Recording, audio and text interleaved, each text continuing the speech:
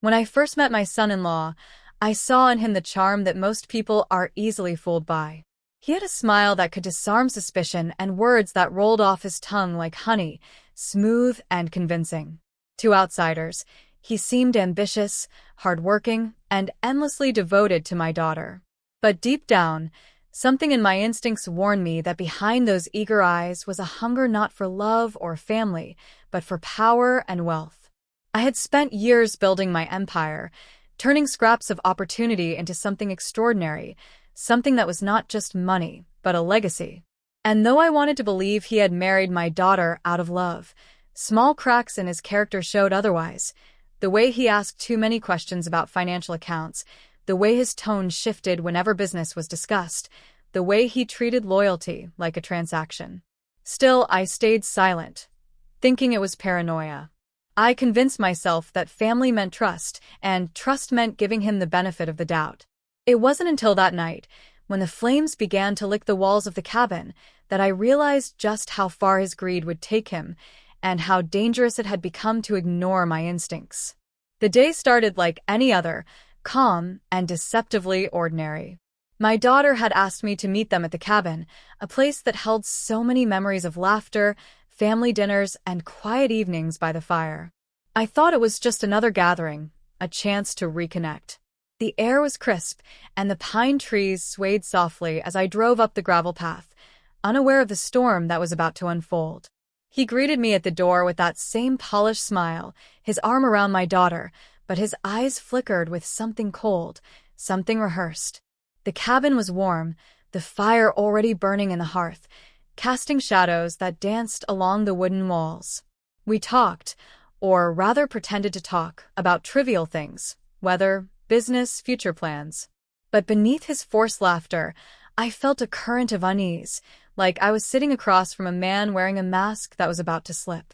When he suggested I step into the back room to look at some papers he needed my advice on, I followed, still holding on to the belief that this was just a family evening.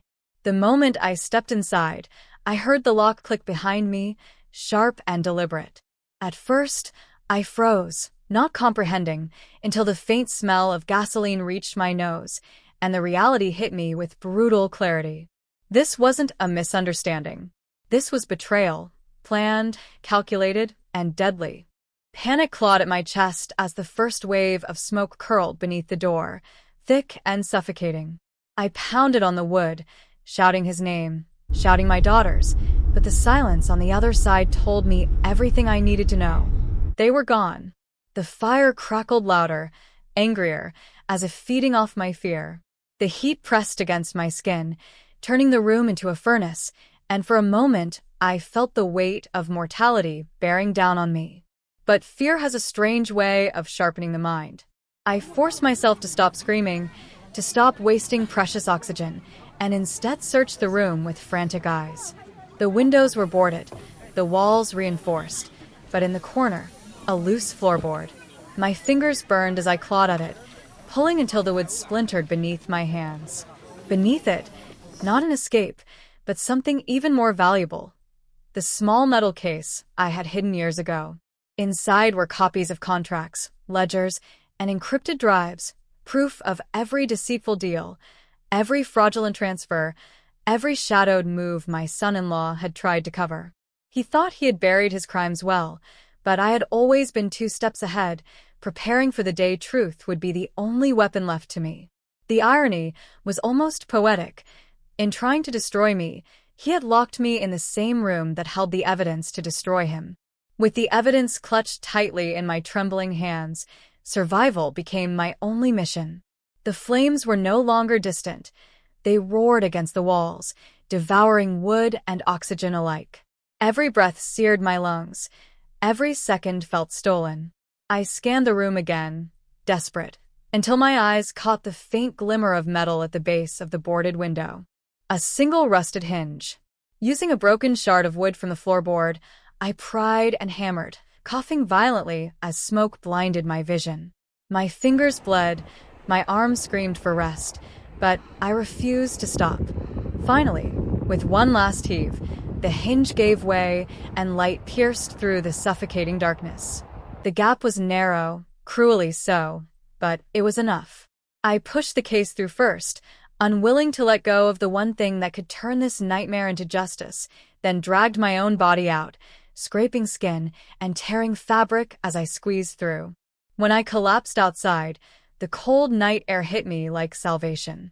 The cabin behind me blazed like a pyre, the fire dancing skyward as though celebrating a victory it hadn't won. I lay there gasping, half broken but alive, with proof against the man who thought he had already written my ending. When they returned, expecting to find only ashes and a tragic story to tell, the look on their faces was priceless. My son-in-law's confident stride faltered the moment he saw me standing there, battered but unbroken, the metal case resting firmly in my hands. My daughter's gasp cut through the night, torn between shock and disbelief. I didn't raise my voice, didn't need to. The evidence spoke louder than any accusation ever could. I laid out the files, the signed documents, the encrypted drives, all the proof of his embezzlement, his fraud, his betrayal of not just me, but of the very family he claimed to protect. His charm evaporated, replaced by rage and panic as he realized the empire he tried to steal was now the noose tightening around his neck. My daughter's tears fell freely as truth unraveled the lies she had been living in. In that moment, power shifted. He had tried to bury me in fire, but I had risen from it carrying the one thing he could never extinguish, the truth.